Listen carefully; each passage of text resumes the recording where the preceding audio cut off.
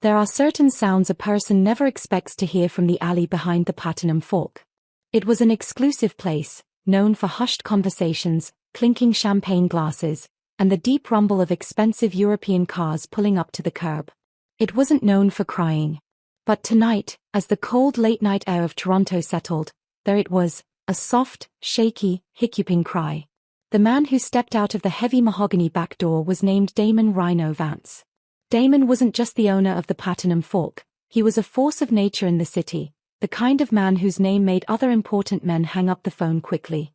He was tall, built like a fortress, and always wore tailored suits that somehow looked both expensive and like they were meant for fighting. He stopped just outside the doorway, holding his silver phone loosely to his ear, his current conversation forgotten. Damon Vance was a black man in his late 30s. His skin was the rich, dark color of good espresso, and his head was shaved clean. His eyes, usually sharp and cold, were his most defining feature, a striking, light hazel that seemed to absorb the dim light and hold it, missing nothing. Tonight, he was wearing a charcoal gray suit, a crisp white shirt, and no tie. The look was simple, sharp, and utterly dominant. He glanced toward the dumpster area. That's where the sound was coming from. He could handle almost anything the city threw at him, police chiefs on his payroll, rivals trying to carve up his territory, or even a sudden market crash. But a crying woman? That usually meant trouble of the messy, unpredictable kind. He hung up the phone without saying goodbye. The person on the other end would understand, and walked slowly toward the sound. Crouched by the back wall, hugging her knees, was Serena. She was one of the newer waitresses at the Platinum Fork, a young woman Damon barely noticed beyond her efficient work. Serena was petite and slender, a woman in her early 20s with a mixed heritage that gave her skin a warm, golden tan. She had wide, worried brown eyes and a cascade of dark, curly hair tied back in a messy bun, strands escaping around her pale face. Her work uniform, a simple, black shift dress, was rumpled, and her shoulders were shaking violently. As Damon got closer, he noticed three things immediately. First, she wasn't looking at him. She was staring at the ground, utterly lost in her fear. Second, she was rocking slightly, a sign of deep distress. And third, she was holding her right arm stiffly behind her back, pressing something against the cold brick wall as if trying to hide it forever. Damon sighed, his voice surprisingly soft but carrying the weight of command. "Serena," he said. The sound of his voice, deep, gravelly, and instantly recognizable, made her jump so hard she nearly cried out. She scrambled to her feet, her hands still clutching whatever was hidden behind her. Her eyes finally met his, and they were glistening with terrified tears. "Mr. Vance. I didn't hear you," she stammered, her voice a thin thread. Damon leaned against the wall, crossing his powerful arms over his chest. He looked calm, but his gaze was drilling holes into her. "What is the problem, Serena?" he asked. "Did one of the kitchen staff say something? Did a customer try to get too friendly?" He expected the usual, a fight with her boyfriend, a sudden bill she couldn't pay, or maybe just the stress of the late shift. Serena shook her head rapidly, clutching the item behind her even tighter. "No, sir. Nothing like that. I just got scared," she whispered. She tried to smile, but it looked like a grimace. "I'm sorry. I'll go back inside." As she took a nervous step toward the door, something slipped slightly from her grasp. Damon's sharp eyes caught it, a slight glimpse of white paper, stained with what looked unmistakably like dark, dried blood. His easy posture vanished. His eyes narrowed to those cold, hazel slits. "Stop," he ordered. The single word was low, devoid of emotion, and more chilling than any shout. Serena froze like a deer in the headlights. "Show me what you are holding," he said. It wasn't a request. Tears welled up again, overflowing and tracing paths down her cheeks. "Please, Mr. Vance, it's nothing. It's a note, just a stupid note. A stupid note that has you shaking like a leaf out here." Damon's voice rose slightly, now edged with impatience. "Show me. Now." Serena knew better than to argue with Damon Vance. The fear of what she was holding was immediately replaced by the fear of defying him. With a trembling hand, she slowly brought the item forward. It wasn't just a note. It was a standard, letter-sized office envelope, thick and heavy. But the pristine white paper was marred. It looked like someone had dipped their thumb in fresh blood and sealed the flap with it, leaving a dark, gruesome smear across the top. Serena held it out, her fingers barely touching the paper. It was in my apron pocket, Mr. Vance, she choked out. Someone slipped it in when I was carrying plates out. I didn't feel anything. I found it in the locker room just now. It has my name on it. Damon took the envelope from her. His large fingers dwarfed the package, but he handled it with unexpected care. He checked the front. Her name, Serena Diaz, was written across the middle in a neat, professional script, utterly untouched by the blood. He turned it over to the bloody seal. He didn't need to struggle with the envelope. The paper was clearly meant to be destroyed, not opened carefully. He ripped the blooded seal open with a swift, decisive tear. Inside, there was a single piece of heavy, folded cardstock. Damon pulled it out, unfolded it, and looked down. He stood perfectly still for a long moment, the sounds of the distant city traffic muffled, the cold air suddenly feeling like a heavy blanket. Serena watched his face, searching desperately for a clue as to what he saw, but his expression was unreadable, a mask of stone. "What is it, Mr. Vance?" she finally dared to ask. Damon lowered the cardstock slowly, his hazel eyes now blazing with a dangerous, terrifying intensity. "It is an insignia," he said, his voice a low growl that held a sudden, lethal quality. "An insignia of a family that was wiped out 12 years ago. Gone. Finished." The image on the card was simple but unforgettable, a coiled serpent, its head tilted, wearing a stylized crown. Damon Vance knew that symbol. He had fought against the family who used it, the Prior Syndicate, during the bloody war that had established his own control over the city. Every single one of them was supposed to have been eradicated, their businesses destroyed, their key players either dead or locked away for life. But here it was, in a bloody envelope, handed to an innocent waitress in his own restaurant. He looked at Serena, a girl with no ties to the city's dark secrets. He saw her terror, her genuine shock, and knew she was telling the truth. She was a pawn. "Serena," he said, handing the empty envelope back to her. "You are going to take this. You are going to go straight home. You will not talk about this to anyone. Not your friends, not your family, and especially not the police. Do you understand?" "Yes, sir.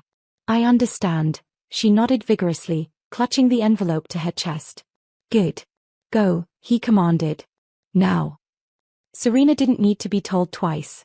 She turned and ran, not even stopping to change out of her uniform. Damon stood alone in the dark alley, the heavy cardstock insignia in his hand. The city was quiet, but inside his head, a siren was blaring. This wasn't an old debt being paid. This wasn't a rivalry. This was a signal. The Prior Syndicate was extinct. If this was their mark, it meant someone was trying to either bring them back or, worse, use their long-dead name to start a new war. A war that began by terrifying a waitress in his kitchen. The game had just changed. And Damon Vance, the feared rhino, knew that the moment he decided to investigate this bloody scrap of paper, his comfortable empire was about to be shaken to its very foundation. If you are enjoying the suspense so far and can already see this movie playing in your head, do us a favor, hit that like button on this video right now.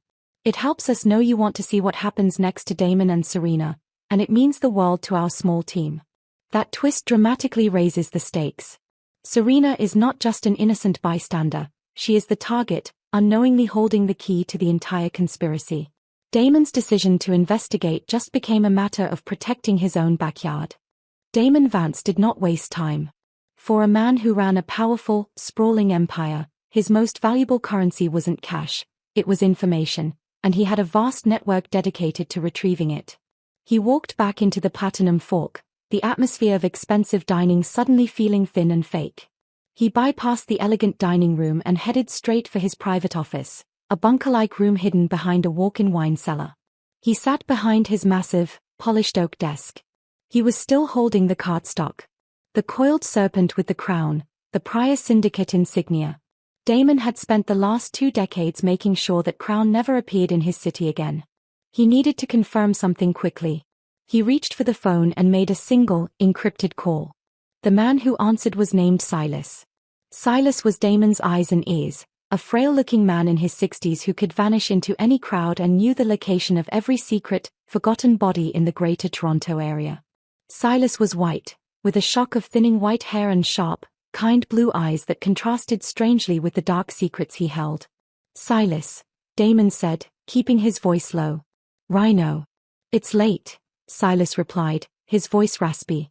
"Something just fell into my lap. Something old. The prior insignia." There was a silence on the other end of the line that lasted a full 5 seconds. In their world, that was a lifetime. "That's impossible," Silas finally said, his voice flat. "We burned that whole forest down, Damon. Every root. Every seed. 12 years ago. I know what I'm looking at. I found it in the hand of one of my waitresses, a girl named Serena Diaz," Damon explained, choosing his words carefully. "She claims someone slipped it into her pocket in the restaurant tonight. It was delivered in a bloody envelope, sealed with a thumbprint." "A bloody envelope, and the insignia," Silas repeated, processing. "Rhino, the blood is the message. It means they've found someone, and they want them silenced. This girl, Serena Diaz, she must be the target." Damon leaned forward, his elbows resting on the desk. "I need to know everything about her. Where she lives, where she came from, her parents, her grandparents. Everything. Look into any connection between her real or alleged family and the Priors. I want it yesterday." The Priors were Jamaican, ran their operations out of Kingston and Miami before they tried to move up here. "I'll start digging through the old ledgers and birth records. Give me 4 hours, Silas promised. Damon hung up and stared at the insignia. Why would someone deliver this symbol to an ordinary waitress? Unless she wasn't ordinary at all. 4 hours later, the office was dark save for the glow of Damon's desk lamp. Silas called back, his tone grim. "You were right, Damon. This wasn't coincidence. This girl, Serena Diaz, she is the key, and someone just unlocked the door to hell." "Give it to me straight," Damon commanded. Silas took a deep breath. "Her current name, Serena Diaz, is completely clean. But her legal documents, her birth certificate, everything she holds, it's all less than 12 years old. Someone created this identity for her, completely erasing the first 6 years of her life." Damon's mind raced. 6 years old. That was precisely the age of the children who had vanished during the Prior massacre 12 years ago. What about her true identity? It was almost impossible to find, Damon. Her caretaker did an excellent job. Her mother was Sophia Prior, the youngest daughter of Elias Prior, the head of the syndicate we took down. Sophia was a tragedy, a beautiful woman caught up in her father's business. She had a daughter, a little girl. That daughter was hidden. Silas paused, letting the weight of the revelation sink in. Serena Diaz is the child of Sophia Prior. She is the last surviving daughter of the syndicate we thought we wiped out entirely. Damon slowly closed his hand around the insignia, crumpling the cardstock. The waitress, the shy, scared girl he barely knew, was the heir to a fortune and a vendetta that had been lying dormant for over a decade. "Does she know who she is?" Damon asked. "Zero knowledge," Silas confirmed.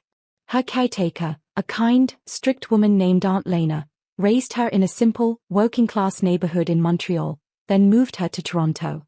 Lena never told her the truth. She raised her as Serena Diaz, a normal girl. She shielded her from everything. But the shield had just been shattered by a bloody envelope. Someone had found her. Someone knew her true identity and her hidden lineage. What about the caretaker, Aunt Lena? Dead, Damon. Died 6 months ago. A heart attack. Perfect timing, isn't it? Damon stood up and paced the length of his office. Serena was alone, unaware that the simple name Diaz was a lie, and that her entire life was built on a conspiracy to hide her. And now, the people who had killed her family wanted to finish the job. He had expected a territorial dispute, a threat to his business. Instead, he had stumbled into a desperate, personal hunt for the last member of a royal bloodline, a hunt that, if successful, could destabilize everything he had worked for.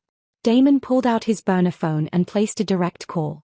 "Get me a secured location immediately," he told his security chief. "Top priority. And bring a team. I need 3 cars outside the Platinum Fork right now." He couldn't risk leaving her on her own. If she was the target of a major operation, she wouldn't last the night. And if she was killed while working for him, it would look like Damon Vance himself had finished the Pryor line. He knew the whispers would start, and then the war would begin. He had to keep her safe. He looked at the crumpled insignia again. Elias Pryor's only grandchild. The last of the Pryors. He grabbed his bespoke wool coat and headed for the door. Serena's apartment was located in a busy but worn-down area just outside the downtown core. It was the kind of neighborhood where people worked 2 jobs just to make the rent. She lived on the 3rd floor of a tired, red brick building. She was sitting on her small, frayed sofa, staring at the bloody envelope, still utterly terrified. Her apartment was small, but tidy and cozy, filled with cheap but cheerful furniture and framed photos of her and Aunt Lena. She had done exactly what Mr. Vance told her. She came straight home, locked the door, and didn't talk to anyone. But sitting here alone, the fear was much worse. The door buzzer suddenly screamed, making her jump almost a foot off the couch. She didn't answer. Who would it be? She wasn't expecting anyone. The buzzer screamed again, long and insistent. Serena grabbed her phone. Maybe she should call the police? But Mr. Vance told her not to. Mr. Vance was scary, but he was always honest, in his own frightening way. Just as she was trying to decide, her phone vibrated with a text message. It was from an unknown number. Do not open the door. I am coming up. I am your boss. Open the door only for me. Serena's heart hammered against her ribs. Mr. Vance. She raced to the small window and cautiously pulled the curtain back. 3 large, black SUVs were parked haphazardly down the street, their windows tinted, looking completely out of place in this quiet, working-class street. A minute later, there was a sharp, distinct knock on her door, 2 short, hard raps. She opened the door just enough to see him. Damon Vance was standing there, radiating authority and urgency, flanked by 2 equally large men in black coats.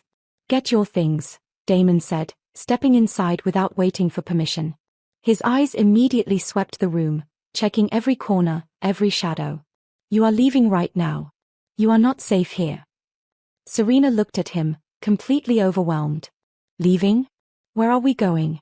Mr. Vance, I don't understand. Damon walked up to her, his sheer size overwhelming the small room. He looked down at the blood-stained envelope still clutched in her hand. Someone knows who you really are, Serena. And they want you dead. Not because you're a waitress, but because of who your mother was. I know who they are, and I am not letting them touch you. He took her by the arm, his grip firm but careful. Forget the note. Forget the Pryors. Right now, your life depends on trusting me. Can you do that? Serena looked into his intense hazel eyes. He was a terrifying man, a criminal lord, but she sensed a wall of certainty and protection around him. Compared to the utter terror of the bloody envelope and the insistent buzzer, following this powerful, dangerous man felt like her only chance at survival. Yes, she whispered, tears threatening to spill again. Yes, I will. And with that single, terrified agreement, Serena Diaz, the last Pryor, stepped out of her quiet, protected life and into the epicenter of a reborn Mafia war.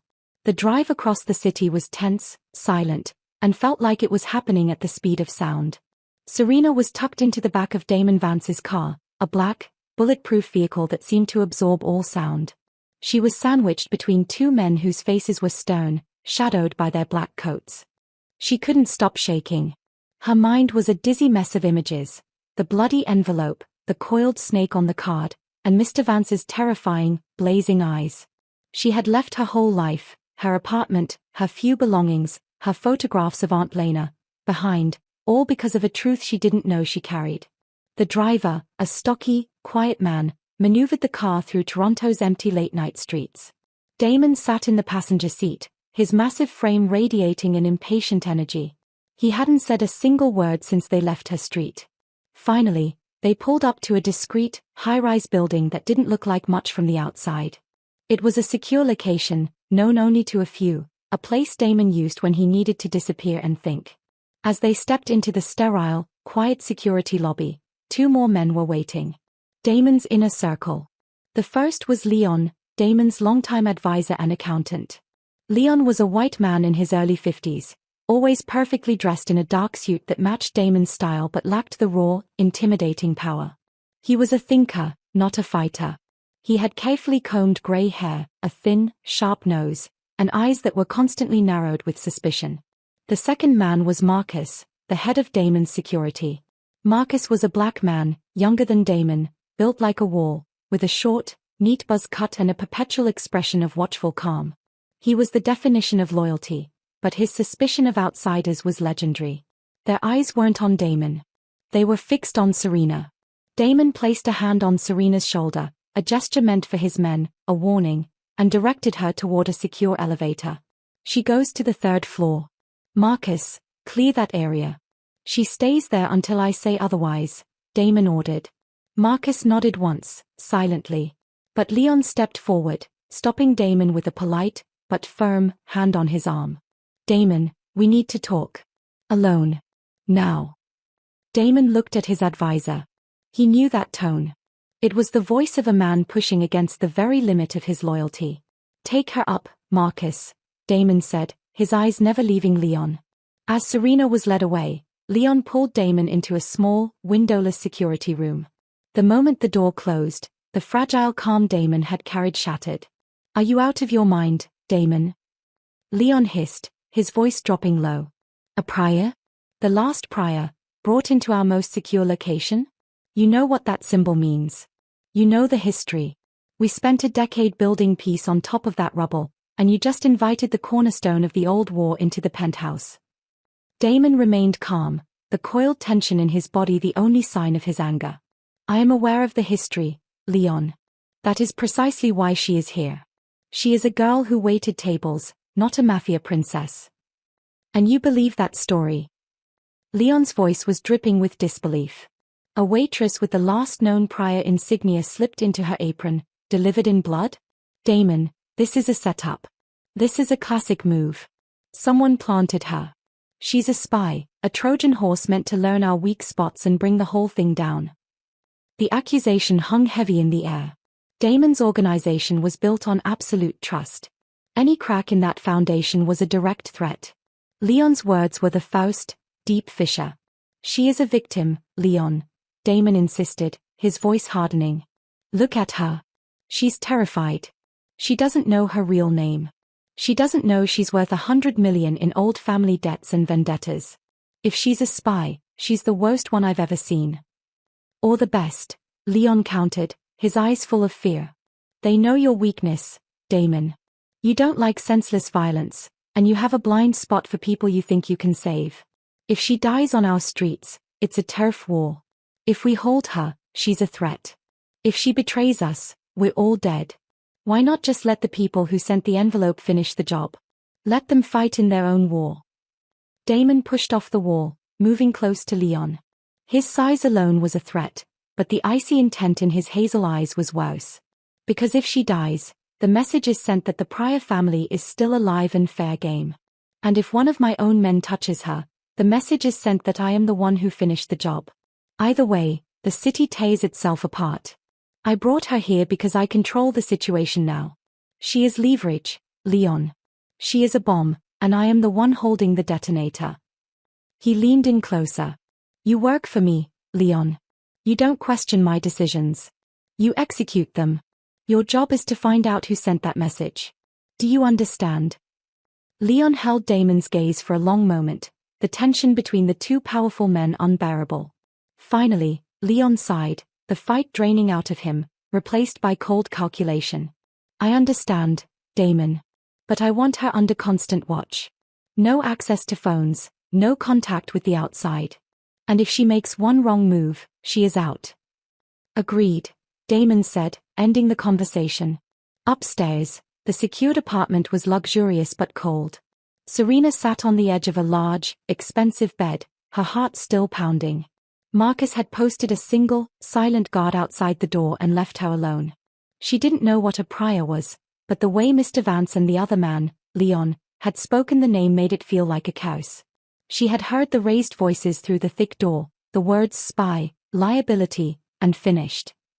She didn't belong here. She was a waitress. She knew how to clear plates and mix cocktails, not how to survive in a war zone. Suddenly, the door opened and Damon walked in. He looked tired, his tailored suit a little rumpled, but his face was still a mask of pure control. Serena jumped up. "Mr. Vance, please, I don't understand. Who are the Pryors? I'm not a spy. I don't know any secrets." Damon studied her, and for the first time, his harsh gaze softened slightly. He saw the sheer, unadulterated fear of a girl whose world had just been stolen. "You are not a spy, Serena. You are a mistake," he stated, his voice direct. "A mistake someone is trying to fix. And that makes you valuable to me." He walked toward her small, sad suitcase, which Marcus had brought up. He picked up a framed photograph of a smiling, elderly woman. "Aunt Lena," Serena whispered. "She was Sophia Pryor's friend. She hid you, raised you as her own, and she died protecting your secret," Damon explained simply. "Your real family name is Pryor. They were a crime syndicate years ago. They were wiped out, and someone just discovered you are the only one left." He didn't use big words like syndicate or mafia more than once. He kept it simple. "You were born into something you don't know," Damon continued. "The people who killed your family sent that envelope. They want to kill you now because you are a threat to their peace." Serena felt the room spin. "My family, they were killed?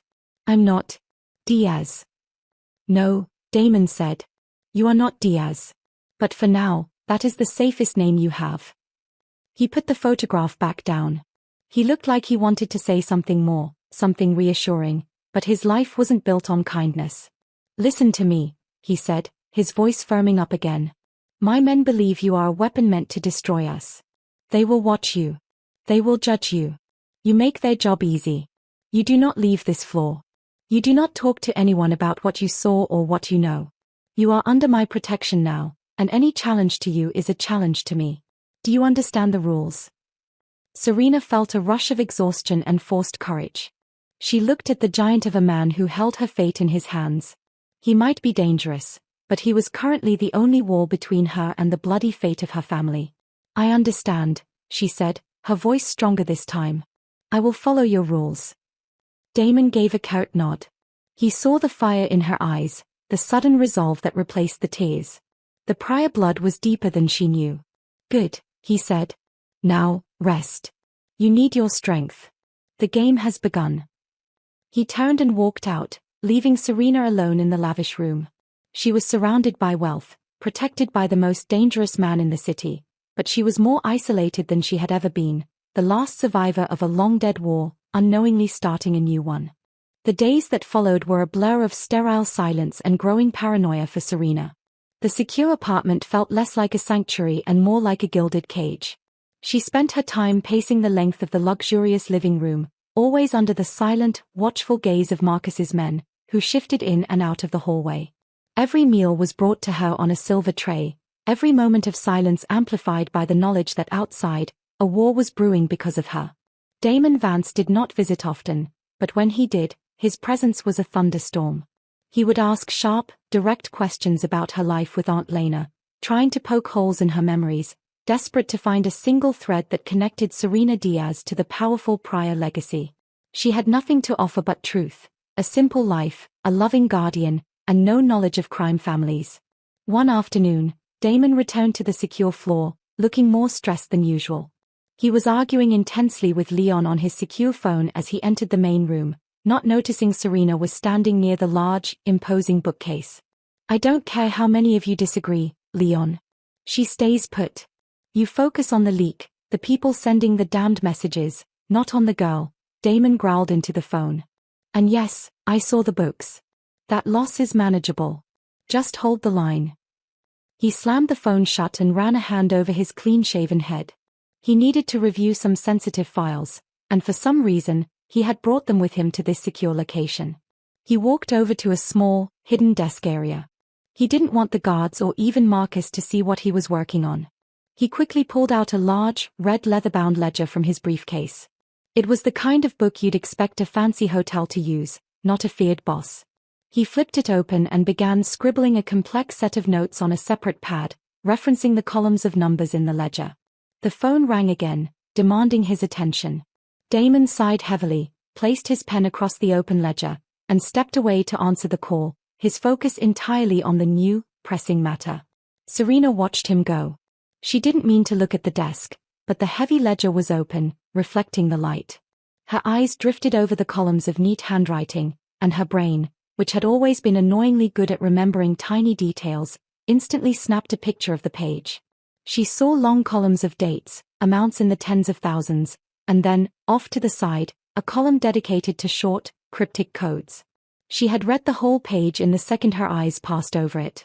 One code, in particular, stood out because it was repeated 6 times right next to entries labeled restaurant supplies and wine inventory, each entry totaling exactly $50,000. The code was $77K REDOAK. It meant nothing to her. She didn't know anything about accounting or money laundering. Her mind simply filed the details away, a completely useless piece of data, right next to the smell of Damon's expensive cologne and the tiny chip in the porcelain coffee cup she'd been drinking from. A moment later, Damon returned, snapped the ledger shut with a thwack, and secured it back in his briefcase. He didn't look at her, still frowning with the worry of his business. "I need to leave for a meeting," he announced, his voice gruff. "Do not move from this floor, Serena." "I won't," she replied softly. As soon as he was gone, accompanied by the footsteps of his security detail, Serena walked back to the sofa. She felt a slight headache coming on. The constant worry was exhausting. It wasn't until 2 days later that the seemingly random memory of $77K REDOAK would explode into the most dangerous piece of information she possessed. Meanwhile, Damon's organization was quietly tearing itself apart. Leon, Damon's skeptical advisor, was not the traitor, but he was getting worried. The real traitors were 2 men deep inside Damon's trusted network, men who were using the chaos of the prior resurfacing to hide their own crimes. One of these traitors was Vincent, a middle-aged white man who managed Damon's legitimate businesses, including the Platinum Fork. Vincent, who wore thick glasses and always looked stressed, was systematically skimming millions of dollars from the cash flow, hiding it through fake invoices and dummy corporations. Vincent had a contact on Damon's security detail, a low-ranking guard named Paul. It was Paul's shift on the secure floor that Damon had visited. Paul had been standing just around the corner when Damon had that tense phone call with Leon and when Damon had casually taken out the red ledger. Later that evening, Vincent and Paul met in the shadows of a parking garage. "Rhino is getting nervous about the books," Vincent muttered, adjusting his glasses nervously. He brought the main ledger to the safe house. "His running checks." "He looked frustrated, boss," Paul confirmed, his voice shaky. "He was arguing with Leon about a leak. But he was working with the book right there, on the desk." "Did he see anything? Did anyone else?" Vincent asked, urgency tightening his voice. "No, boss. Only the girl. The prior girl. She was standing by the bookcase.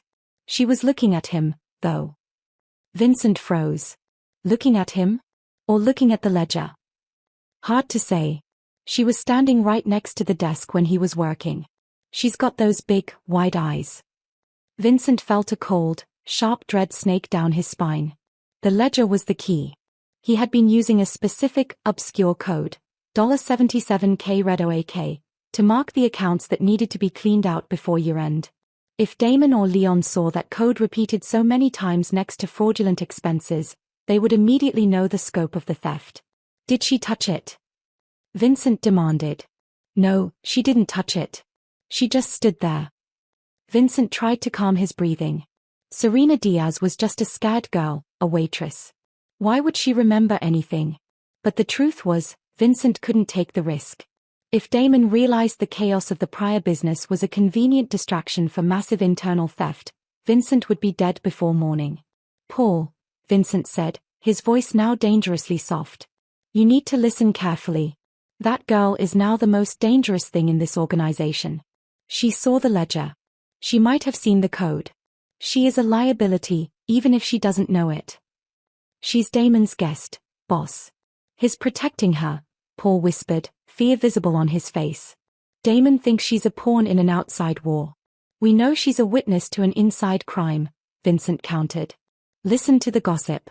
Leon already thinks she's a spy. Make the men around her nervous. Drop suggestions. Let them believe she's the leak that's been costing us money. They already hate her because she's prior blood." Vincent tapped his finger against his temple. If she dies in a panic, due to the paranoia Leon is already spreading, Damon will blame the outside enemies. He'll blame the people who sent the envelope. He'll never look inward. He handed Paul a small, heavy packet of cash. It has to look like an accident. Or a nervous, loyal guard taking out a dangerous spy. Get rid of the prior girl, Paul. And you secure our future. Back in the secure room, Serena was trying to distract herself by flipping through the channels on the massive television. Nothing helped. Suddenly, a strange feeling washed over her. Not a feeling, but a memory. She closed her eyes, and the open page of the red ledger flashed in her mind, perfectly clear. The column of codes. The repeated sequence next to the fake supply entries. $77K Red Oak. Why did I remember that? She whispered to herself. It was just a strange code. She started reciting it under her breath, a meaningless mantra. A new guard, a tall, intense man she hadn't seen before, suddenly paused outside her door.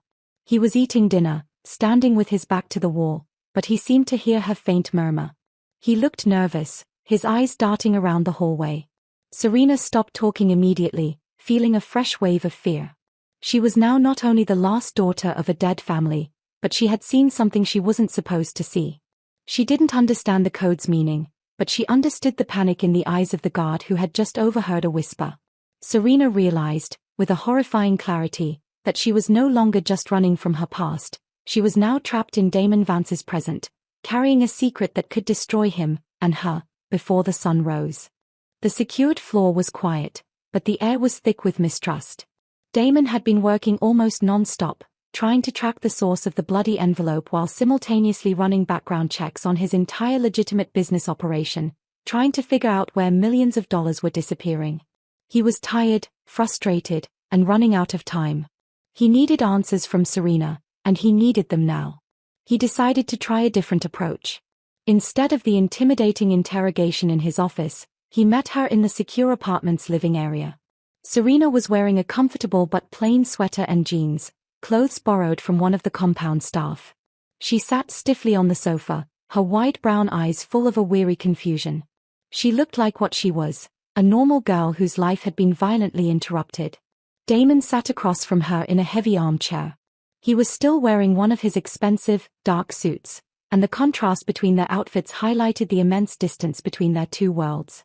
I need you to think, Serena, Damon said, his voice softer than Leon had ever heard it, but still commanding. I'm not asking you about crime.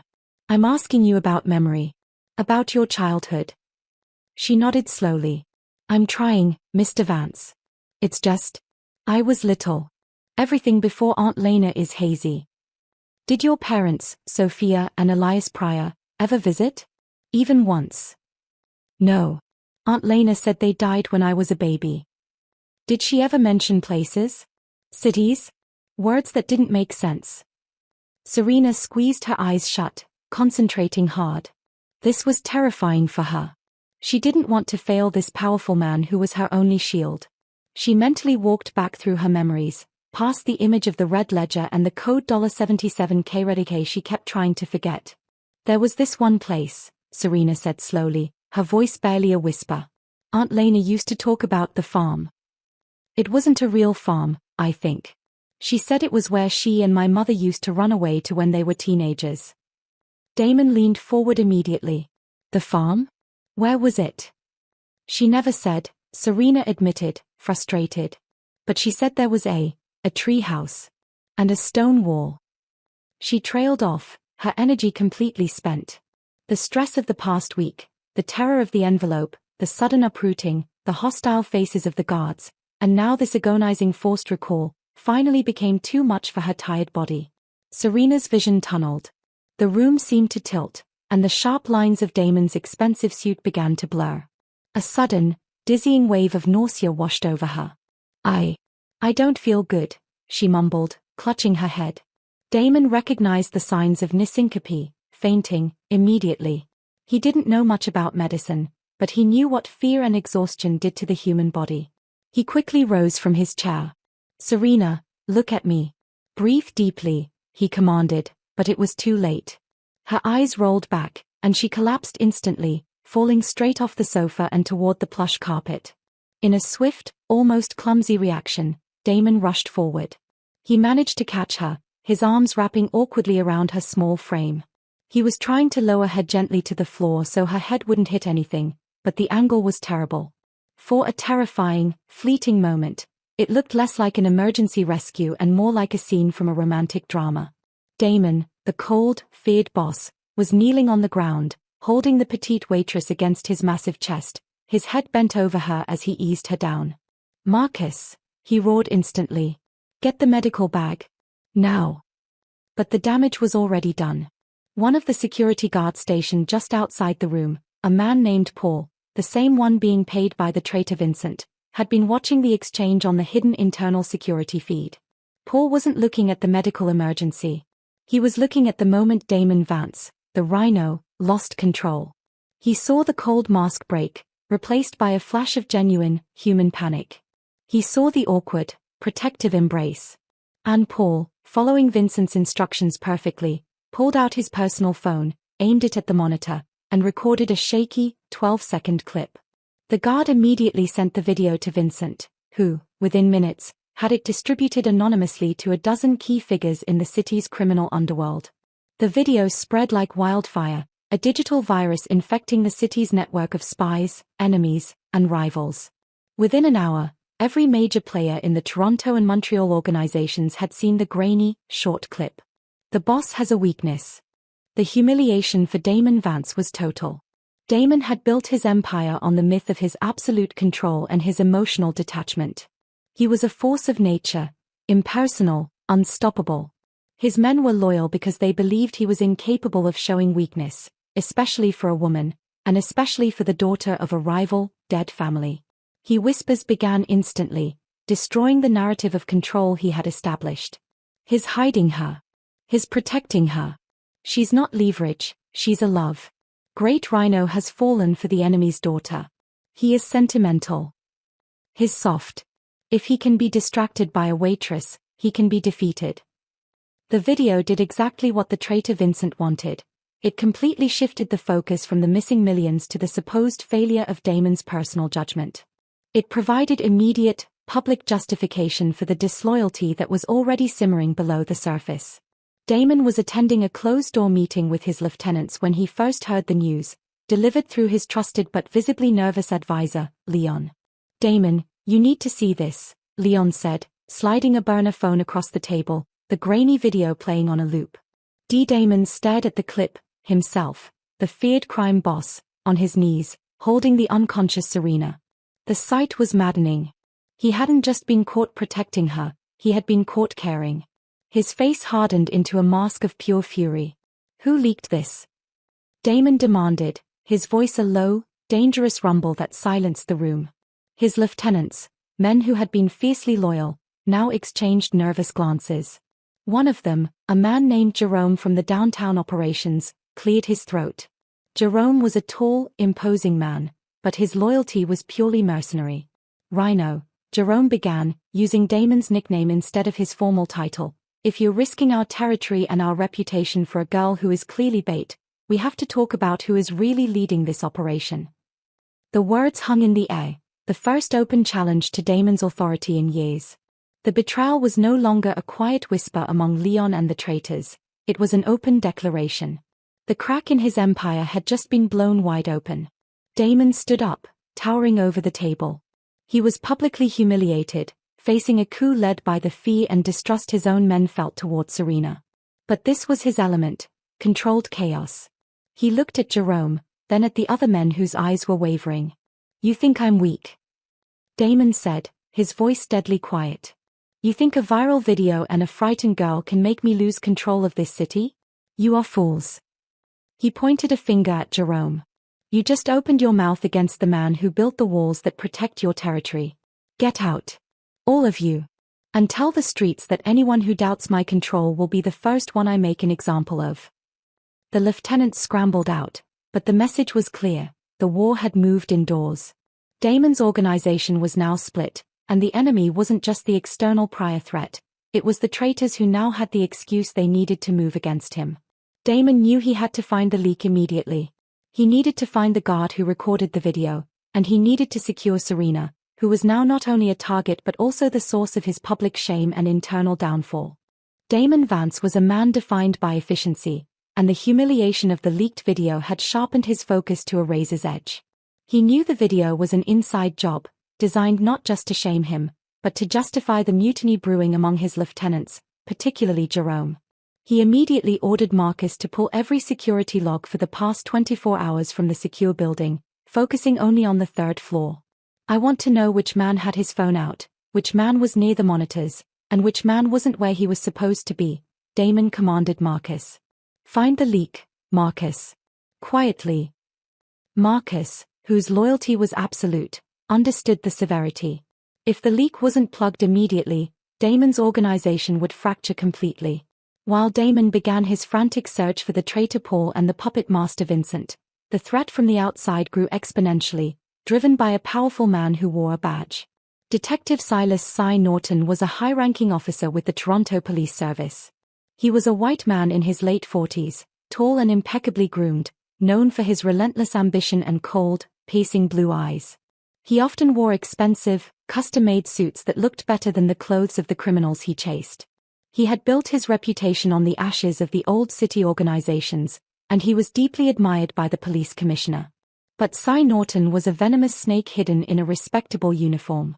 12 years ago, when the prior syndicate was violently wiped out, Cy Norton, then a rising young sergeant, had been one of the first officers on the scene.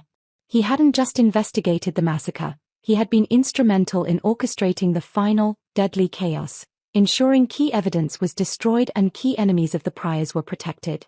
Cy had profited immensely, both financially and in terms of career advancement, by being the cleanup man. Now, the prior insignia had reappeared, and worse, the daughter was alive, hidden away by Damon Vance. Cy Norton's perfectly built life was threatening to crumble.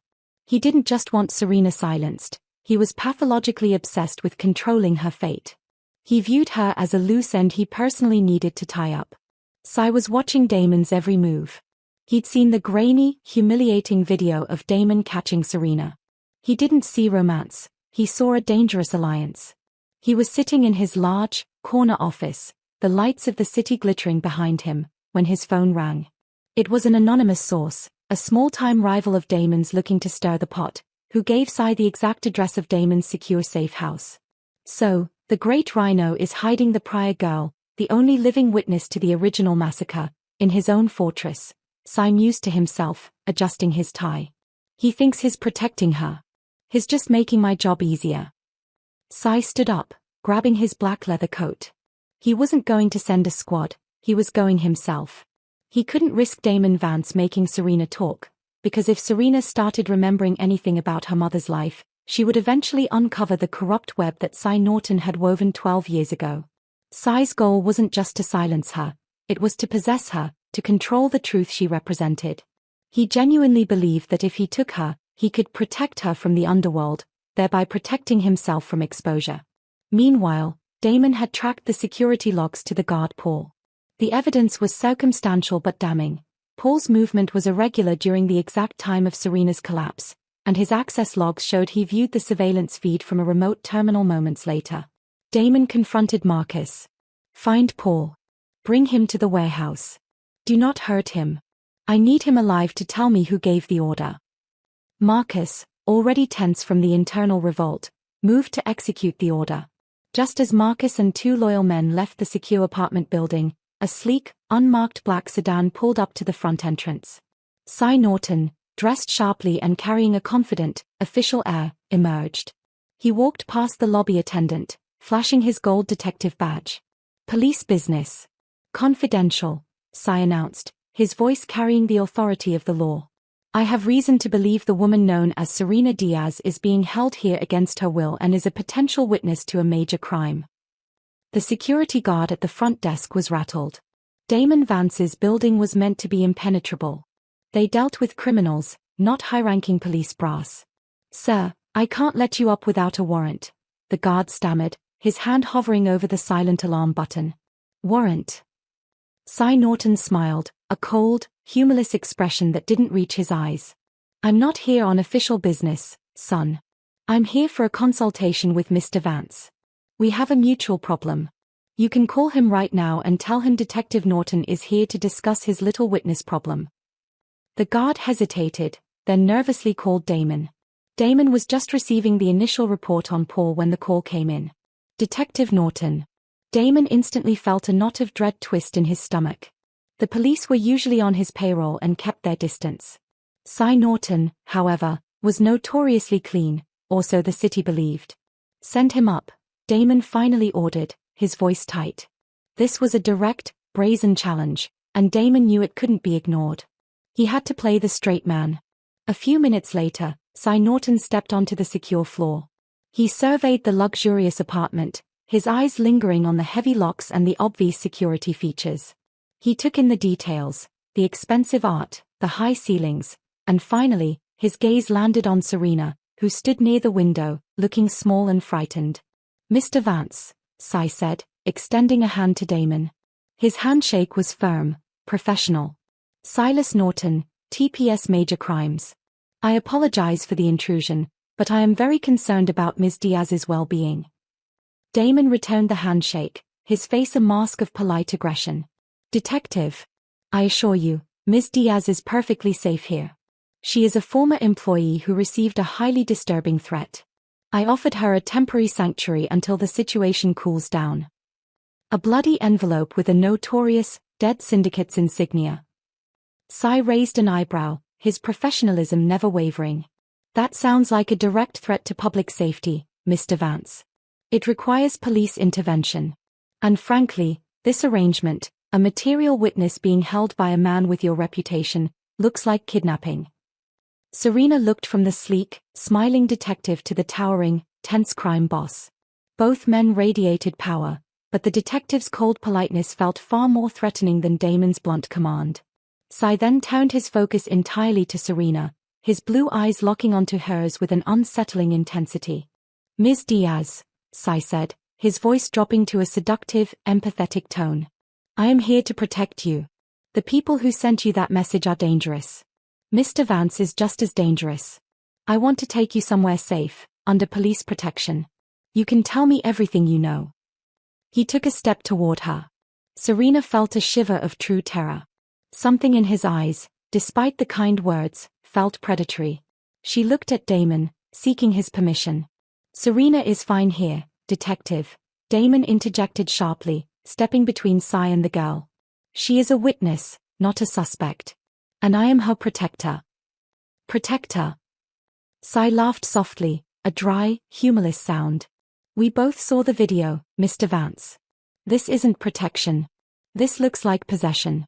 If she stays here, any harm that comes to her is on you. And I will make sure the city knows that. The implied threat was clear. Damon's public image was already shattered by the video. If Cy Norton took Serena, he would not only rob Damon of his leverage, but also gain full control over the last remaining prior, the key to unlocking a 12-year-old conspiracy that Cy desperately wanted to keep buried. Damon had a choice: risk an all-out confrontation with a highly respected detective right now, or let the snake slip away with the only piece he needed to win. Damon Vance stood stiffly as Detective Cy Norton left the secure floor. Cy's parting shot had been a thin-lipped smile and the promise that he would be filing official paperwork for obstruction of justice by the morning. The meeting had solved nothing, but it had bought Damon a few precious hours. The moment the outer door clicked shut, Damon let out a slow, controlled breath. He turned to Serena, his eyes dark with residual anger. His police. He's dangerous, Damon stated bluntly. And he is not your protector.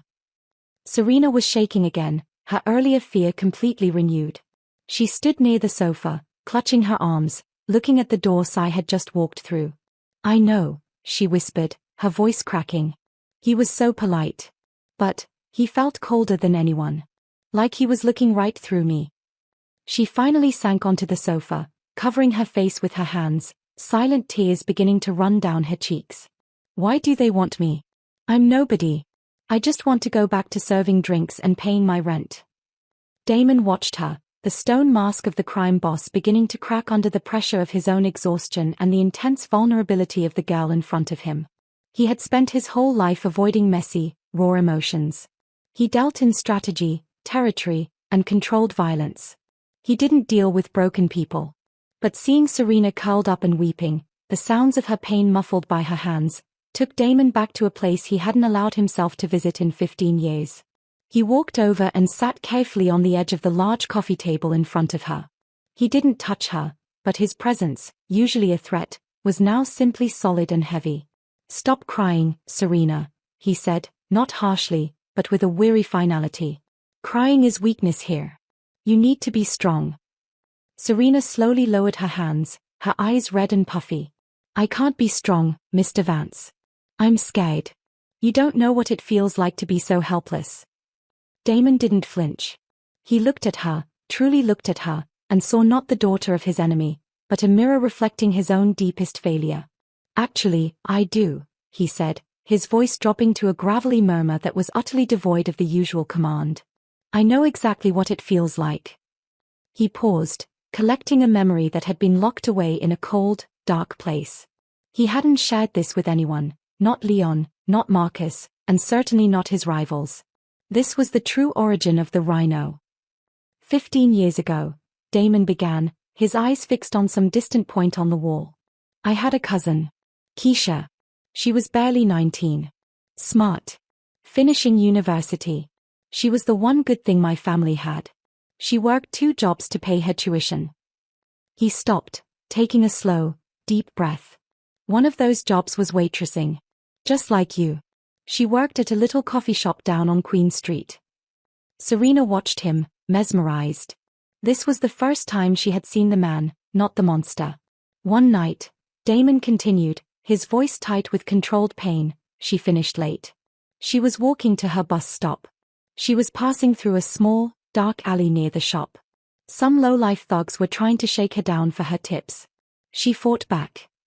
Damon finally looked at Serena. His hazel eyes were clouded with ancient grief. "I found her hours later," he said simply. "In that alley. Shaking. Terrified. She was hurt, but she was alive. She was hiding something, a necklace her grandmother had given her, clutched behind her back." He gestured to Serena.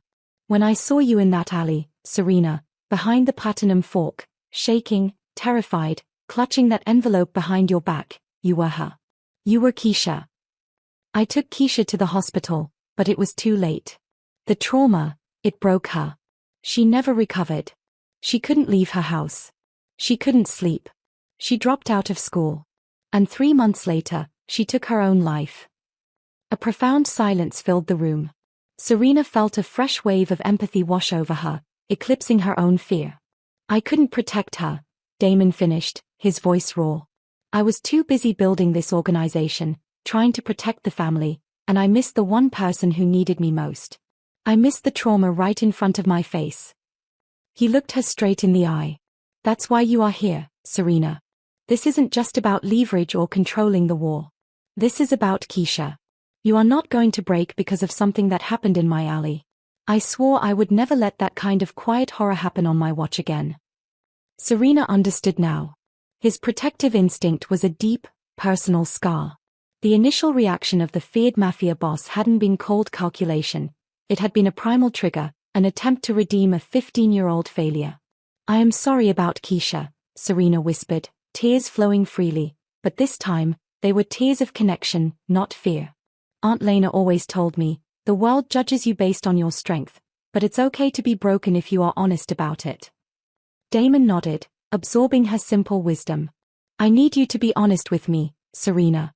You didn't just faint from stress yesterday. You saw something on my ledger, didn't you? Something that made you worry?" Serena hesitated for a moment.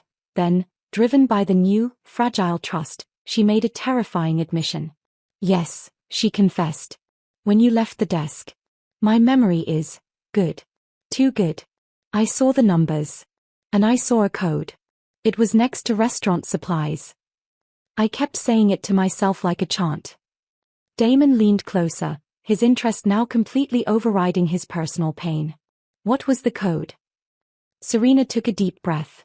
$77K Red Oak. Damon's entire body went rigid. The frustration and worry vanished, replaced by deadly, icy certainty. $77,000 was the exact amount that was supposed to be in a secure holding account that had been secretly emptied only 3 days prior. REDOAK was the internal code name for a specific European bank used only by his most trusted men for large transfers. The internal betrayal was massive. The money wasn't just missing, it was stolen by someone intimately familiar with his secure accounts. "Thank you, Serena," Damon said, his voice quiet but intense. "That code just told me exactly who the leak is, and that the person who leaked the video is also the one stealing the money." A knock came on the door. It was Marcus. "Rhino," Marcus said, his face grave. "We found Paul. He bolted, but we cornered him in a storage unit. He's talking now." And he named his boss. "It's Vincent." Damon stood up, the pain from the past now completely channeled into lethal resolve. Serena's trauma had unlocked the identity of the traitors, protecting his future. He looked down at Serena, his new vow solidified. "They tried to use you to cover their theft, Serena. They tried to use my vulnerability to destroy me. That ends tonight." "I believe you, Mr. Vance," she said simply. Damon nodded. He wasn't doing this for leverage anymore. He was doing this for Keisha, and for the scared waitress who had survived the horrors of his own alley. He walked toward the door, ready to clean house. Damon Vance was a man who rarely showed emotion, but in the sterile, quiet atmosphere of the warehouse where Paul was being held, his rage was palpable. Paul, the cowardly guard who leaked the video, was talking. He had confirmed that Vincent, the manager of Damon's legitimate businesses, was the mastermind of the theft, using the code Serena remembered. The confrontation with Vincent was swift and deadly efficient. Damon didn't need to shout. He simply laid out the evidence: the code $77K REDOAK, the timing of the theft, and Paul's frantic confession. Vincent, the middle-aged man with the thick glasses, crumbled instantly. He confessed that he had used the chaos of the prior resurfacing as a smokescreen, hoping Damon would be too distracted by the external war to audit his books. "I only hired Paul to keep an eye on things, Damon. I didn't mean for the video to leak and cause this, I just needed time." Vincent pleaded, sweat dripping down his temples. "You tried to kill the girl, Vincent," Damon stated, his voice a flat statement of fact. "You pushed the narrative that she was a spy, knowing she was an innocent witness to your crime. You fractured my organization and challenged my authority. For money." The resolution was brutal, necessary, and swift, demonstrating to any wavering lieutenant, like Jerome, that Damon Vance was still the master of his domain. The internal threat was decapitated. Damon had won the first war, but he had paid for it with his dignity and his exposure. As Damon was overseeing the final cleanup of the internal mess, a new, far more dangerous problem was unfolding across the city. The Moetti family was one of the largest, oldest, and most respectable criminal organizations in North America. They were Italian, controlled vast territory in New York, and were the primary rivals and historical enemies of the defunct Pryor Syndicate. They were led by Marco Moetti, a calm, ruthless man in his 60s who favored silk shirts and quiet dominance. The city's general history, the one taught in police academies and whispered in the streets, was that the Pryor Syndicate had been wiped out by internal betrayal and a subsequent explosion of violence. But the real, buried truth was that the Moetti family had orchestrated the entire Pryor massacre 12 years ago. They had framed a minor, long-gone crime group for the initial attack, triggering the chaos and moving in to finish the job themselves, thereby eliminating their biggest rival without drawing police attention to their own hands. Serena, the daughter of Sophia Pryor, was the last person who could expose this setup. The Moetti family had assumed that every single member of the Pryor bloodline was dead. But tonight, Marco Moetti received an anonymous, encrypted package. It contained 2 items: a copy of the leaked video showing Damon Vance protecting Serena, and a detailed dossier on Serena Diaz, confirming her true identity as the daughter of Sophia Pryor. The dossier had been compiled and sent by Detective Cy Norton, who was using the threat of exposure as leverage against the Moettis. Cy knew the Moettis were the real killers, and he planned to use their panic to eliminate Serena without getting his own hands dirty. Marco Moetti sat in his opulent, silent office in New York, staring at the screen. He was a man who never showed fear, but the sight of Serena's face, alive and under the protection of his rival, Damon Vance, made his blood run cold. "Impossible," Moetti muttered, crushing the printout of the dossier in his elegant hand. The child was dead. We confirmed it. His chief lieutenant, Luca, a heavyset man with a permanent scowl, stood ready. Marco, what does this mean? If she is alive, and if Damon Vance finds out the truth? Moetti looked up, his eyes now hard and focused. It means the entire balance of power shifts. It means the biggest lie of my career comes undone. If that girl talks, every major crime family that benefited from the prior collapse will turn on us. They cannot know the truth. Moetti pointed at the image of the vulnerable girl. She is not leverage, Luca. She is a ticking clock. Damon Vance thinks he's hiding a girl with a grudge. We know she's hiding a historical truth that will bring down the Moetti family. Do we go to war with Vance? Luca asked, readying himself for the inevitable. No. Not yet, Moetti decided, leaning back in his chair. A war is loud. It draws attention. Damon Vance is already weakened by that ridiculous video and the internal fighting. He will be watching the front door. Luca, you and your best men will slip into Toronto. You will not engage Vance or his men. You will move like ghosts.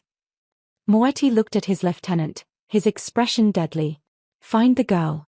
She must be silenced before she remembers one single thing about her mother's past or the events of that night. Make it look like a tragic accident. And bring me proof it is done. The external war had officially begun, driven by the desperation to bury a historical crime. Back in the Toronto safe house, Damon was exhausted but triumphant. He was talking to Serena, explaining the fallout of her crucial information. The code you remembered, Serena, was everything, Damon explained, sitting next to her on the sofa. Vincent and Paul are gone. The organization is stable again. You saved me from a massive internal collapse. Serena looked at him, her eyes wide with a mixture of disbelief and pride. I helped you. More than you know, Damon affirmed. He was seeing her differently now. Not as a liability, not as leverage, but as a person with unexpected strength and loyalty. But what about the prior insignia? Serena asked, the original source of her terror. Who sent that envelope? If it wasn't Vincent. Damon sighed. Vincent confirmed that the prior message came from an outside source. It was delivered right when he needed a distraction. We believe it was sent by someone who knew you were alive, someone who wanted to start trouble between the old prior enemies. He reached out and gently put his hand over hers, a genuine, protective gesture. He was no longer worried about the optics, he was worried about her safety. The internal threat is gone, Damon told her. But the people who sent that insignia are still out there, Serena. And now that I've been humiliated publicly, every major player knows you are the key to my stability. They will come for you. Just then, Damon's secure phone buzzed. It was Silas, his information man, his voice tight with alarm. Rhino, I have a red alert, Silas reported. 3 flights landed an hour ago from New York. Undocumented, high-level travel. Discreet. It's the Moetti family. Marco Moetti's top security detail. They are in Toronto. Damon tensed. The Moettis. The most powerful, untouchable family. They never came to Toronto unless the threat was existential. Why the Moettis, Silas? They had no beef with the priors, Damon questioned. Silas hesitated. Rhino, the information I'm getting now, from years ago, it's messy. The Moettis may not have just been rivals to the priors. They may have been the ones who engineered the whole thing. If Serena is alive, she exposes the largest frame job in the last 20 years. The Moettis need her dead, Damon. More than anyone. Damon looked at Serena, then back at the phone, his hazel eyes narrowing to lethal slits. He was no longer fighting a small, regional war over territory. He was in a full-scale confrontation with the most powerful crime family on the coast, all to protect the one person who carried the secret that could destroy them all. The Moettis want her dead because she threatens their entire history, Damon concluded. Marcus. Double the perimeter. We are going into lockdown. Damon put down the phone and looked at Serena, a silent vow of protection passing between them. The trauma of the alley was now matched by the terrifying reality of the new, global threat. The fight had escalated to the highest possible level. The news that the Moetti family was in Toronto, the powerful, historical enemies of the Priors, changed the atmosphere in Damon's safe house from a tense shelter to a fortified bunker. Damon Vance was calm, but his eyes were constantly calculating. He had neutralized the thieves, Vincent and Paul, but the most dangerous betrayal was still active, the lieutenant who had seized upon Damon's momentary weakness to challenge his leadership. That man was Jerome. Jerome, the same lieutenant who had challenged Damon after the video leaked, was indeed the true viper within Damon's inner circle. Jerome was ambitious, tired of taking orders, and believed Damon's attachment to Serena proved he was too soft for the modern underworld. Jerome wasn't just spreading rumors, he was the one behind the original threats. He was the one who had sent the bloody envelope to Serena. Jerome had discovered Serena's true identity through a highly corrupt contact in the historical city records department. He had sent the envelope to bait Damon into protecting her, knowing two things. First, that Damon had a weakness for protecting the innocent, due to his trauma with Keisha. And second, that bringing a prior heir into the fold would instantly alienate other leaders like Leon and create the internal instability Jerome needed to stage a coup.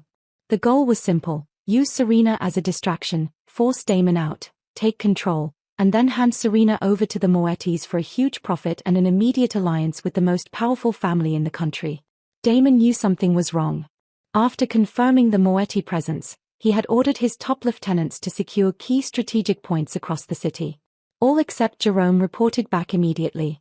Damon called an emergency meeting in the main operations room of the safe house, a room deep underground. He told Marcus to bring Serena with them. "I want her near me," Damon told Marcus. "If they are coming for me, they are coming for her. And I trust her more than anyone else in this building right now." When Damon, Marcus, and Serena entered the ops room, 3 lieutenants were waiting. They were tight-lipped and tense. Jerome arrived last, sauntering in with a smirk that was completely out of place. "Jerome," Damon said, his voice level. "Where are your men? Why didn't you report your troop movements?" Jerome leaned against the doorframe, his hands tucked into his pockets. He was a tall, imposing man, but his arrogance tonight made him look monstrous. "My men are where they need to be, Damon," Jerome replied, not using Damon's nickname or his title. "Securing our future." The atmosphere shattered. The other 2 lieutenants looked from Jerome to Damon, realizing they were walking into a loyalty trap. "Your future, Jerome? Or the organization's?" Damon's hazel eyes were ice cold. He knew this was the moment. Jerome smiled, and it was a horrifying thing to see. The organization's future is no longer tied to a man who gets sentimental over a dead rival's daughter. You let that girl in, Damon. The prior girl. You risked everything for a lie. You let a piece of trash history ruin the stability we built. He gestured contemptuously toward Serena. "She is a spy, a distraction, and she is dead weight. You should have cut her loose the moment she arrived." Serena, standing just behind Damon and Marcus, gasped softly. The man who had caused her initial terror, the man who sent the bloody envelope, was standing right there. "You sent the envelope," Damon realized, not as a question, but as a statement of fact. "You tried to provoke me into an emotional response to create this instability." "I gave you rope to hang yourself," Jerome corrected, his voice rising in confidence. "You're weak, Damon. The video proved it. The Moettis are here because of her, and you can't fight them and hold this city at the same time." "I can." Jerome straightened up, pulling his hands from his pockets. In each hand, he held a sleek, black silenced pistol. Several security guards who had been standing near the exits also moved, locking the doors and aiming their weapons at Marcus and the 2 confused lieutenants. The coup was active. "This is a vote of no confidence, Damon," Jerome declared, his voice ringing with triumph. "The organization is taking a new direction. You will step down, leave the city, and the girl will be handed over to the Moettis. It's profitable, and it brings stability." The 2 other lieutenants, caught completely off guard, instantly dropped to their knees, trying to signal their neutrality in the near coup. Damon stood his ground, a perfect picture of calm authority, despite the guns aimed at his chest. Marcus, standing next to him, was like a statue, ready to move but waiting for the boss's command. "You think you can lead us, Jerome?" Damon said, his tone mocking. "You were stealing from us while I was building this empire. You sent a terrified girl a message sealed with blood just to make a quick power play. You're a coward, Jerome. Not a leader. Jerome's eyes narrowed, his triumph flickering into fury. I'm taking control. The girl dies now, and you die right after. He took a step forward, raising one of the silenced guns and aiming it directly at Serena's head. This is what real leadership looks like, Damon. No sentiment, just business. But Jerome had made one fatal mistake. He had focused entirely on Damon and Serena, forgetting the presence of the quiet man who served Damon without question. The moment Jerome raised his weapon, Marcus exploded into action. Marcus was a master of close-quarters defense. In one blurred, lightning-fast motion, Marcus shoved Damon and Serena backward, drawing his own weapon, and fired. The silenced shots from both sides echoed strangely in the underground room. Damon grabbed Serena, pulling her behind a large metal console. Chaos erupted. Jerome and his loyal guards opened fire, but Marcus, now joined by Damon, returned fire with focused, lethal precision. Damon moved with a speed and ferocity that shocked even Serena. He wasn't just a boss, he was a trained, deadly fighter. Damon and Marcus used the console as cover, taking down Jerome's men quickly and efficiently. The two loyal lieutenants, scrambling on the floor, suddenly found their courage and began to fight back against the traitors. Jerome, realizing his coup was dissolving into a bloodbath, screamed and turned to run for the door. He's getting away. Serena cried out, gripping Damon's arm. Damon didn't hesitate.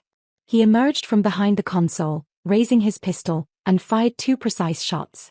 Jerome fell heavily against the metal door, the coup silenced instantly. Damon quickly checked the room. 3 of Jerome's men were down. Jerome was dead.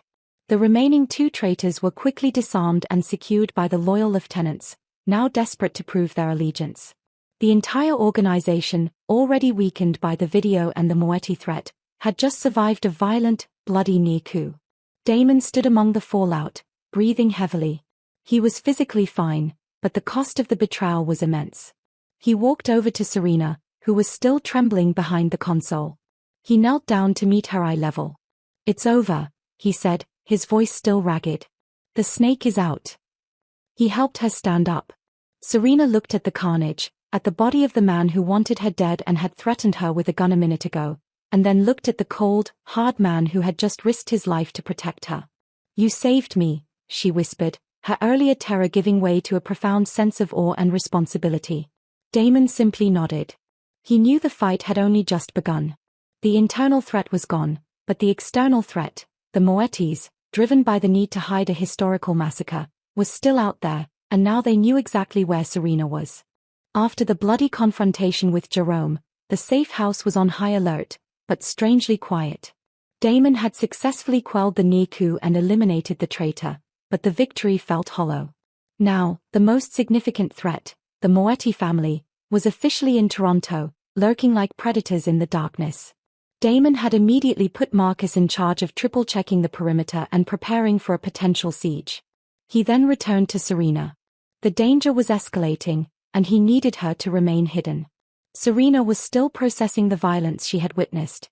She was scared, but the sight of Damon fighting to protect her had replaced her initial terror with a strange, fierce loyalty. She believed in him now. She believed he was protecting her out of a sense of duty for his lost cousin, Keisha. But that belief was about to be obliterated. Damon had been careless. When confronting Jerome, he had left his most important, heavily encrypted briefcase open in the ops room. Marcus brought the case back to the secured apartment for Damon. Serena was sitting on the sofa, trying to compose herself, when Marcus walked in and placed the briefcase on the coffee table. He was retrieving a first aid kit when the side pocket of the briefcase snagged on the table's edge. A small, folded piece of thick, glossy photo paper slipped out unnoticed, landing silently on the plush rug near Serena's feet. Serena picked it up, expecting it to be some sort of business contact card. But it was an old photograph, slightly faded, creased down the middle. She unfolded it, and the blood drained from her face. It was an image taken years ago, perhaps a decade or more. The setting looked like a lavish, sunlit dinner. In the center, smiling broadly, was a man Serena instantly recognized from Aunt Lena's few blurry photos. Elias Pryor, her late father. He was dressed in a pristine white suit, and he was shaking hands with a younger version of a man she knew intimately. He was shaking hands with Damon Vance. Damon, perhaps in his mid-20s, looked slightly heavier but wore the same cold intensity in his hazel eyes.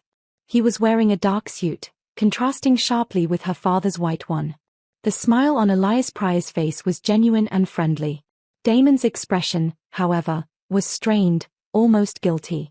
He looked like a man being forced to pose for a picture he desperately didn't want taken. Serena felt a cold wave of betrayal crash over her. This wasn't just a picture, it was a lie, a history Damon had erased.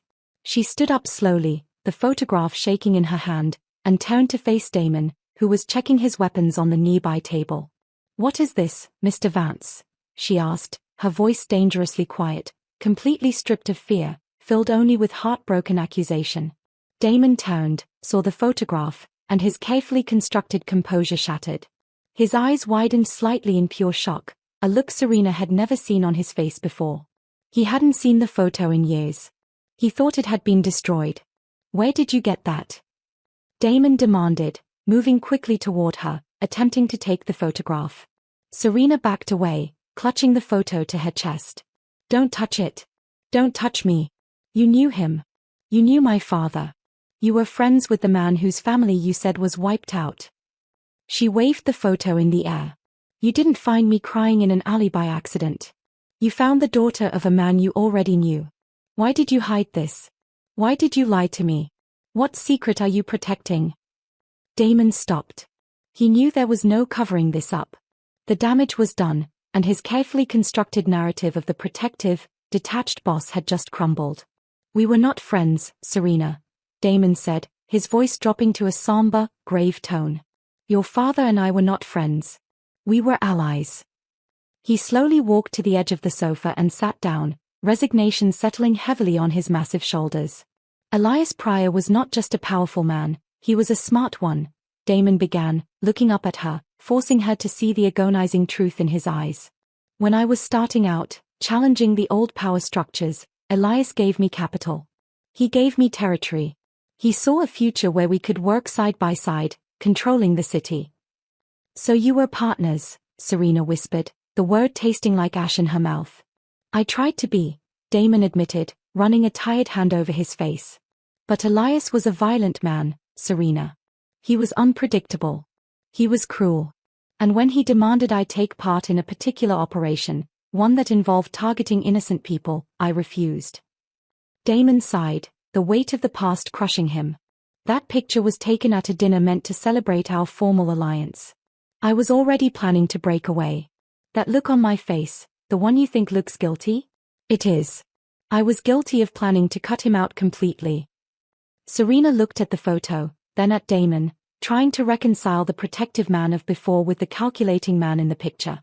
"But why did you tell me you wiped them out?" she asked, her voice trembling. "Why did you act like you knew nothing about the Pryors, only the insignia?" Damon stood up again, moving toward the window, looking out at the cold city night.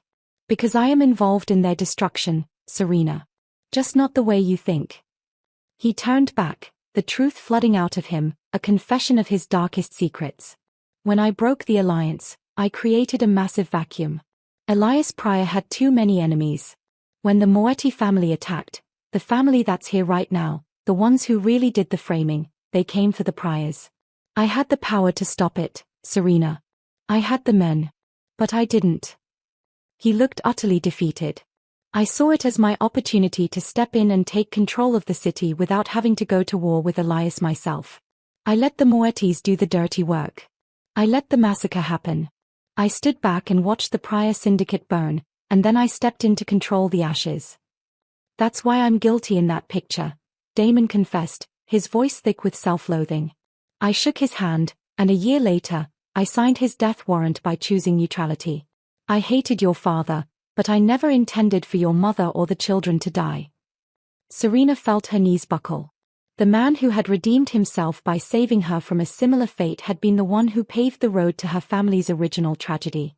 His guilt wasn't about a simple lie, it was about indirect responsibility for the massacre. She finally understood her presence here. It wasn't just about saving Keisha, it was about Damon attempting to pay a 12-year-old debt. "You're not protecting me, Mr. Vance," Serena whispered, tears finally falling again.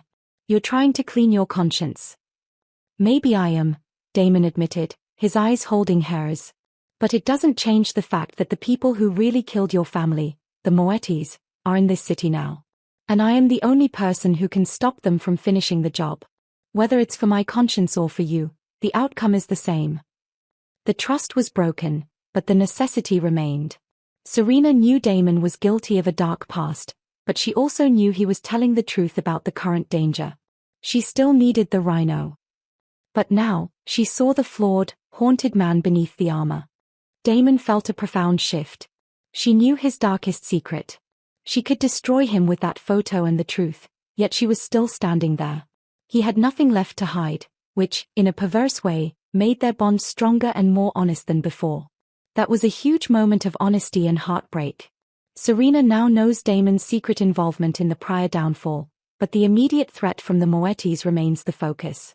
The final act is set, Damon, fueled by guilt and a new, desperate need to protect Serena, against the powerful Moettis, who are trying to bury a historical crime, and the lurking police threat of Cy Norton. The moment of confession had passed, leaving behind a raw, fractured trust between Damon and Serena. Damon's focus was now singular: protect Serena and survive the night. He knew the Moetti family was closing in, and that Detective Cy Norton was likely using their arrival to finalize his own plans. Damon didn't wait.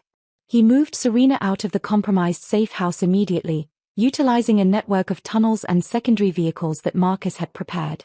The Moetti ambush. The war began on the streets of downtown Toronto. Luca, Marco Moetti's top lieutenant, had been tracking the known movements of Damon's loyal men. Luca had secured a location, a high-end hotel suite, and was waiting for Damon to make a mistake. Damon and Marcus were moving Serena in a convoy of 3 unmarked cars, heading toward a secure property near the docks. The silence was broken violently when 2 black SUVs, Moetti men, slammed into the first car, blocking a narrow bridge over the Don River. Shootouts erupted instantly. This wasn't a skirmish, it was a professional, brutal ambush. Damon, in the third car with Serena, ordered his driver to break through the blockade. "Stay down, Serena." Damon roared, pulling out his weapon and firing cover shots through the back windshield. The brief, intense battle showcased Damon's raw power and Marcus's strategic genius. They fought off the initial Moetti attack, but the city was now alert. Sirens wailed across the financial district. As Damon's convoy sped toward the docks, another, more subtle threat was activated: political interference. Detective Cy Norton, seeing the opportunity presented by the chaos, made his move. He knew that the Moettis were here to kill Serena, which would solve his problem for him. But he needed to control the outcome and eliminate Damon Vance in the process. Cy contacted the police commissioner and fabricated a story. Damon Vance was responsible for the violence and was kidnapping a material witness, Serena Diaz. He presented the grainy leaked video, Chapter 5, as proof of Damon's obsession and abuse of power. Within minutes, police barricades were established, and a citywide APB, All Points Bulletin, was issued for Damon Vance and the cars associated with the abducted Serena Diaz. "Rhino, we have a problem," Marcus reported over the secure radio. "The police are closing in. They're calling it a kidnapping. Cy Norton is framing you." Damon cursed under his breath. The dirty cop wasn't just chasing them, he was changing the narrative, turning Damon into the public enemy. The legal system was now weaponized against them. Serena's courage and the revelation. They arrived at the docks, a maze of cold, dark warehouses. Damon pulled Serena out of the car and rushed her into a massive, empty warehouse that served as an emergency hideout. Serena was no longer just the terrified waitress. She had seen the raw violence of the coup and the sheer desperation of the Moettis. She clutched the photograph of Damon and her father in her pocket. "Damon," Serena said, using his first name for the first time, her voice firm despite the rattling gunshots outside. "If Cy Norton and the Moettis are both coming for me, there has to be something more. What if the police were involved in the original massacre, too? That's what Cy wants to hide." Her words hit Damon like a physical blow. He had only considered the Moettis and his own guilt. But Cy Norton's relentless, almost desperate pursuit made sense now. Cy was too clean, too powerful to just be a minor corrupt cop. You're right, Damon conceded, scanning the warehouse perimeter. Cy Norton was a rising sergeant 12 years ago. If the Moettis framed another family, someone in law enforcement had to clear the scene and destroy the evidence. Serena had just identified the final, missing piece of the conspiracy. The dirty cops and the rival clan, Moetti, worked together on the original massacre. The warehouse doors were blasted open. It wasn't the police, it was Luca and the remaining Moetti squad. They had tracked Damon's convoy using a silent GPS device they had planted on one of the cars. At the same time, Cy Norton, anticipating the location, arrived silently with a small team of loyal, dirty officers, blocking the rear exits. Damon and Serena were trapped between two massive forces. Luca. The girl is ours. Cy Norton yelled, stepping out of the shadows at the rear, weapon raised. She's a material witness. Stand down. Witness or not, she is prior blood. Luca roared back from the front, his Italian accent thick with rage. She threatens our history. Back off, detective, or this becomes a police massacre. The entire citywide chaos, the betrayals, shootouts, kidnappings, political interference, and rival clans, had converged on this single, dusty warehouse, with the frightened, yet newly courageous, waitress at its center. Damon pushed Serena behind a tower of stacked wooden pallets. They both want to silence you, Serena. You have the truth, Damon told her, loading a fresh magazine into his weapon. He knew he couldn't fight both sides and win. Serena gripped the photograph in her pocket. She looked at Damon, the man who let her family die but was now sacrificing everything to keep her alive. She was no longer helpless.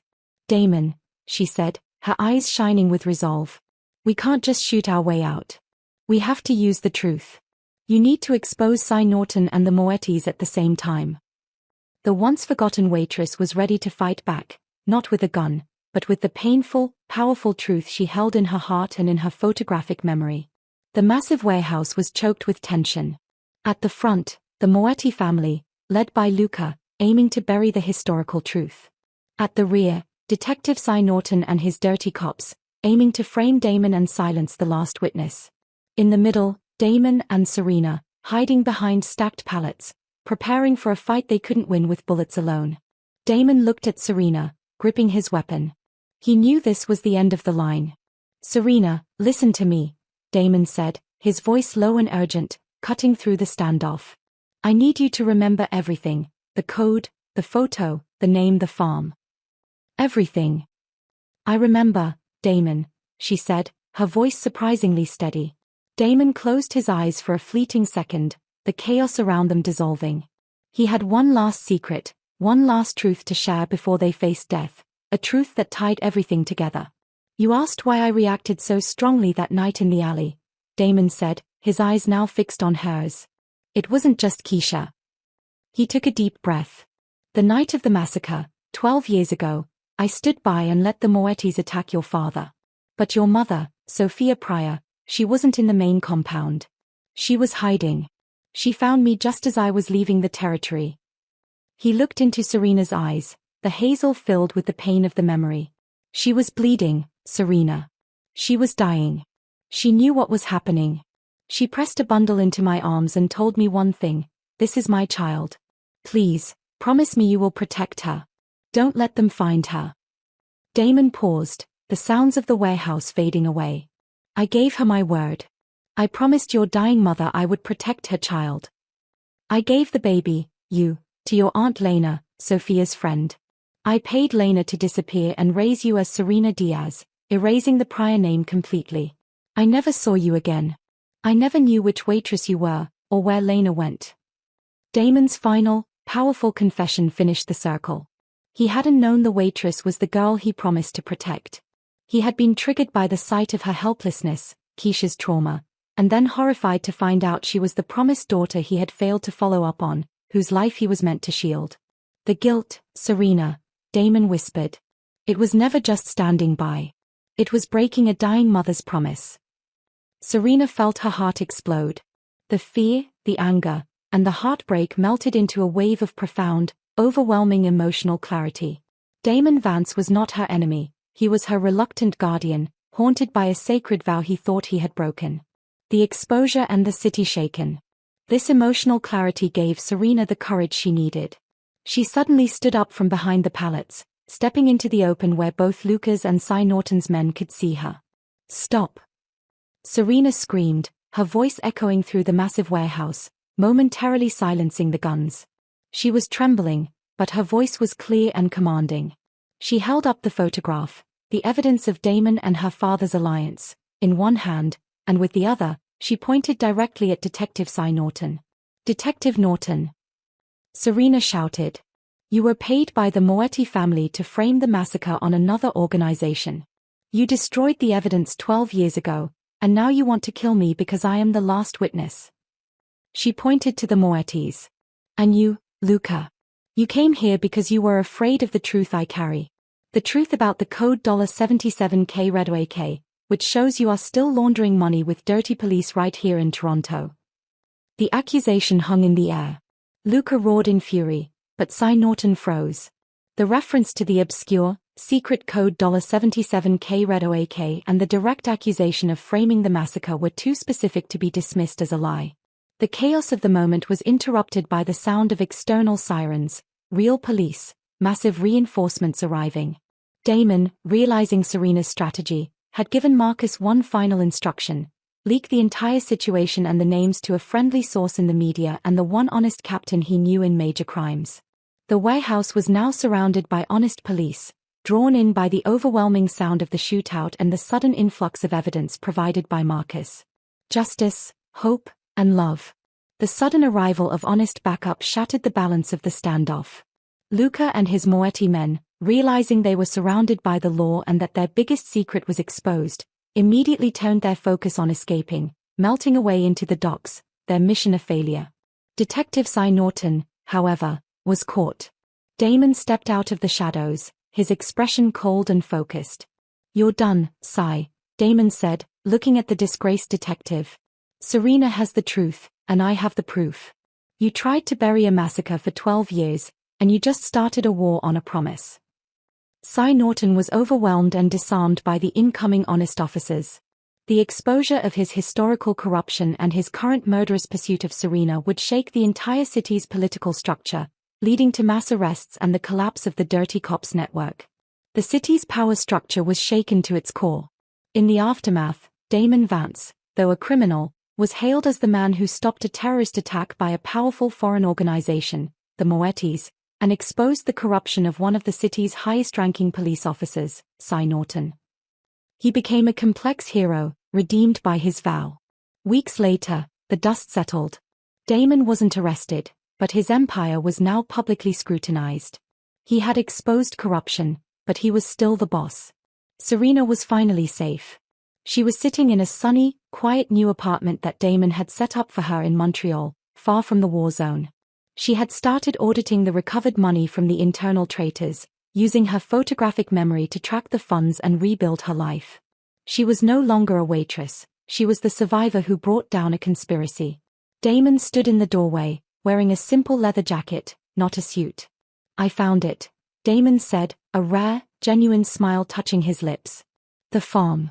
The place Aunt Lena talked about. It's a small property near the coast, under a hidden trust. It belongs to you, Serena." He had kept his promise to Sophia Pryor, not just by protecting her daughter, but by restoring her legacy. Serena walked up to him, the fear completely gone from her eyes, replaced by strength and affection. She looked at the man who was once a monster, then a guardian, and finally, a man redeemed by love and duty.